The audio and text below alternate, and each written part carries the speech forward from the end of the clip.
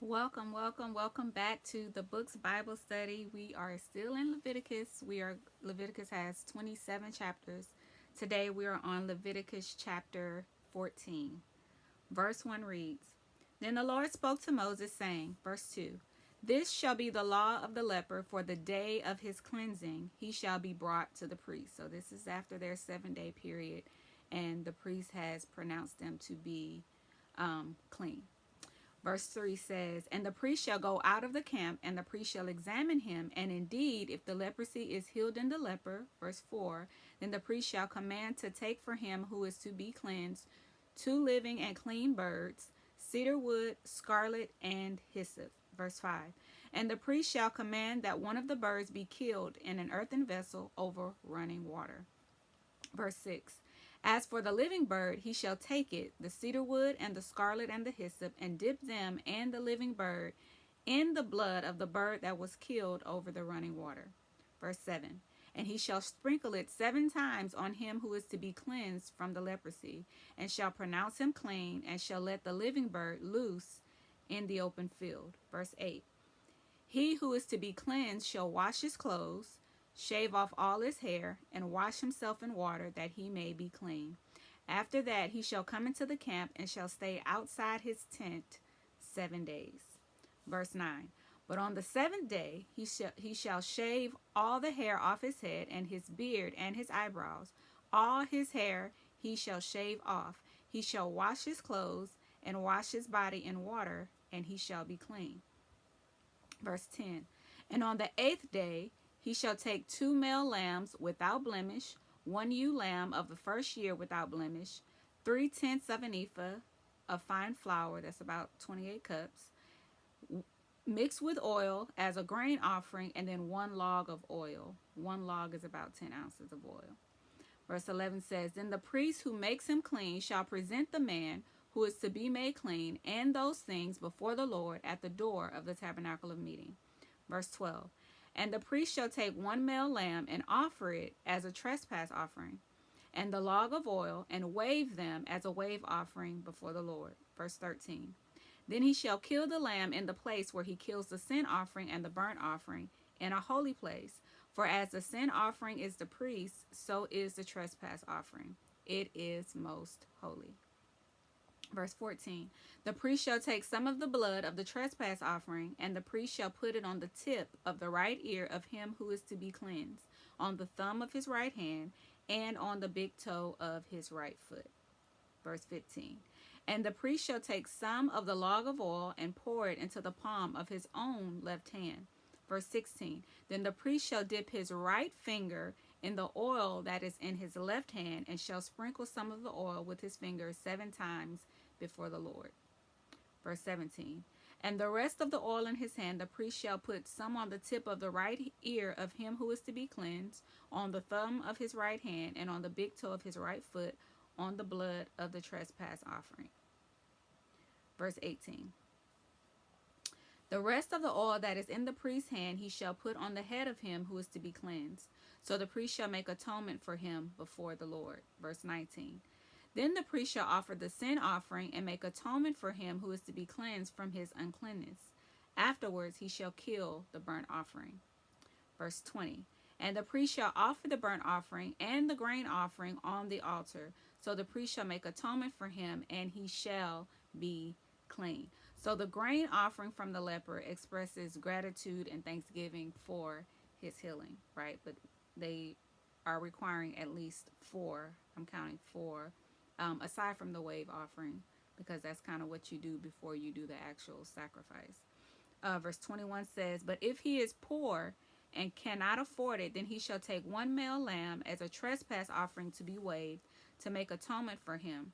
1/10 of an ephah of fine flour mixed with oil. 1/10 of an ephah is a little over 9 cups of fine flour mixed with oil as a grain offering.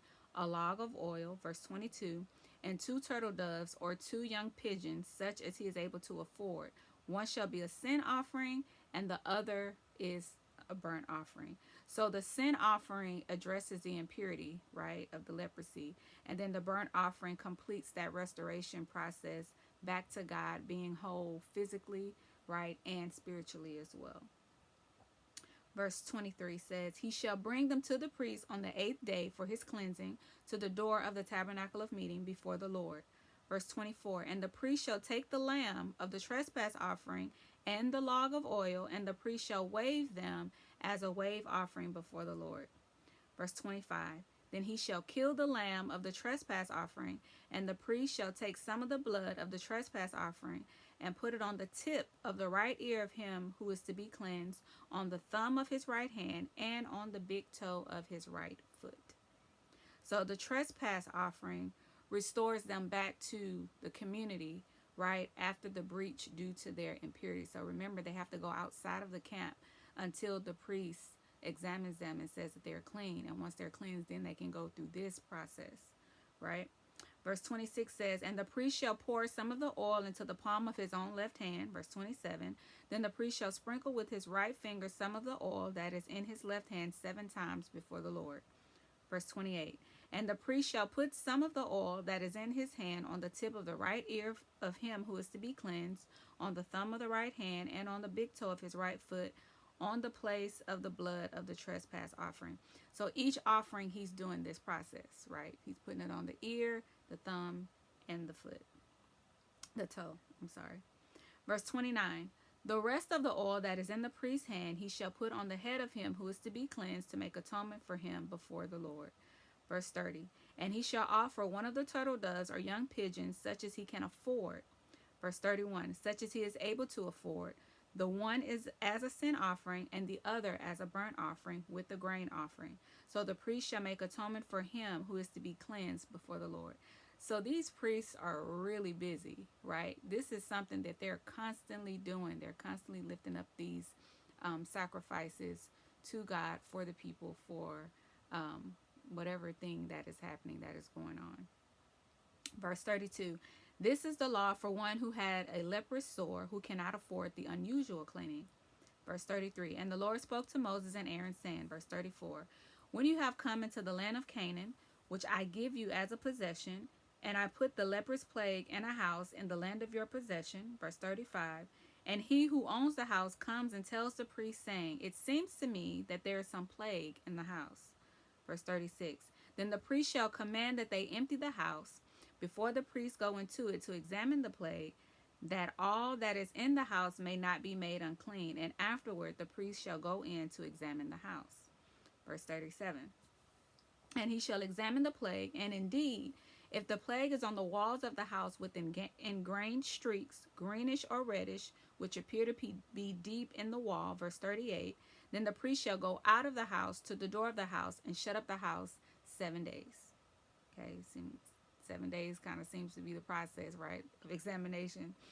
Verse 39 says, and the priest shall come again on the 7th day and look, and indeed if the plague has spread on the walls of the house, verse 40, then the priest shall command that they take away the stones in which is the plague, and they shall cast them into an unclean place outside the city. Verse 41, and he shall cause the house to be scraped inside all around, and the dust that they scrape off they shall pour out in an unclean place outside the city. They could not have any type of contamination. Not people, not garments, not homes. Okay?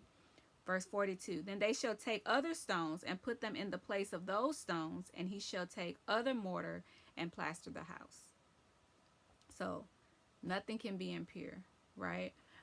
Everything must be clean, must be holy, must be set apart for God, for his people, right? They are his special people. And God goes through great detail in each cleansing ritual and process to ensure that his people remain holy. Wink, wink, right? So there shouldn't be anything that makes you appear to be defiled, right? And we kind of use Jesus as an excuse to delve in things that are wicked, that are unclean, right? And we cannot do that. We have to be set apart, right? Verse 43 says, now if the plague comes back and breaks out in the house, after he has taken away the stones, after he has scraped the house, and after it is plastered, verse 44, then the priest shall come and look, and indeed if the plague has spread in the house, it is an active leprosy in the house. It is unclean. Verse 45. And he shall break down the house, its stones, its timber, and all the plaster of the house, and he shall carry them outside the city to an unclean place. They got to undo the whole house and take it outside. 46. Moreover, he who goes into the house at all while it is shut up shall be unclean until evening. Verse 47. And he who lies down in the house shall wash his clothes, and he who eats in the house shall wash his clothes. Verse 48. But if the priest comes in and examines it, and indeed the plague has not spread in the house after the house was plastered, then the priest shall pronounce the house clean, because the plague is healed. Verse 49. And he shall take, to cleanse the house, 2 birds, cedar wood, scarlet, and hyssop. Verse 50. Then he shall kill one of the birds in an earthen vessel over running water. Verse 51. And he shall take the cedar wood, the hyssop, the scarlet, and the living bird, and dip them in the blood of the slain bird and in the running water, and sprinkle the house 7 times. Verse 52. And he shall cleanse the house with the blood of the bird and the running water and the living bird with the cedar wood, the hyssop, and the scarlet. Verse 53. Then he shall let the living bird loose outside the city in the open field and make atonement for the house, and it shall be clean. So not only are we making atonement for the people, but we're making atonement for the homes as well, right? And this is what they are to do once they have their permanent houses. Right now, they're in tents because they're still in the wilderness. Okay. Verse 54 says, this is the law for any leprous sore and scale. Verse 55, for the leprosy of a garment and of a house. Verse 56, for a swelling and a scab and a bright spot. Verse 57, to teach when it is unclean and when it is clean. This is the law of leprosy. Okay, so this chapter focuses on the ritual for restoring someone in their home, right, who have been healed back to the right standing with God, right, and community. So there are 4 offerings that had to be given once they were healed: the burnt offering, sin offering, trespass offering, and the grain offering, and of course the wave offering. So the 8 laws in this chapter were to instruct what the law of human leprosy is. So the priest must declare when someone had it, right, and how it manifests.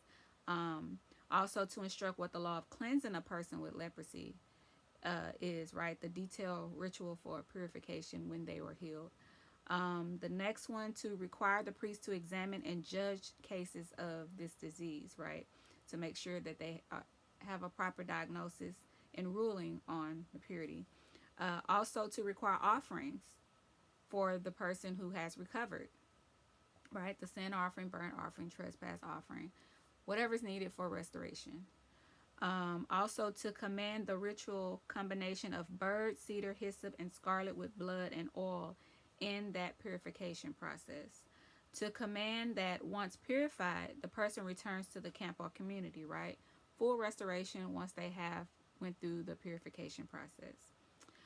Also not to disbelieve or disobey the priest's ruling regarding whatever he says about the leprosy, right? They have to accept the priest's judgment, okay? And then the last one, not to act contrary to the prescribed purification ritual. So no alteration of what the priest prescribes, right? No neglecting what he said. Whatever he says do, you are to do it. So purification is being cleansed from an impurity or defilement, right? And so it's not saying that they've been made holy like sanctification is, right? But it's saying that they are cleansed from that defilement. So purification is the cleansing of an impurity. Sanctification means set apart by God, right? And then the consecration is being dedicated to God's service. So I know sometimes we kind of use these words interchangeably, but they are similar, but they're not the exact same. All right, so these were the laws concerning the cleansing process, the purification process, after they have been deemed healed from leprosy. So that concludes Leviticus chapter 14. Stay tuned for chapter 15. God bless.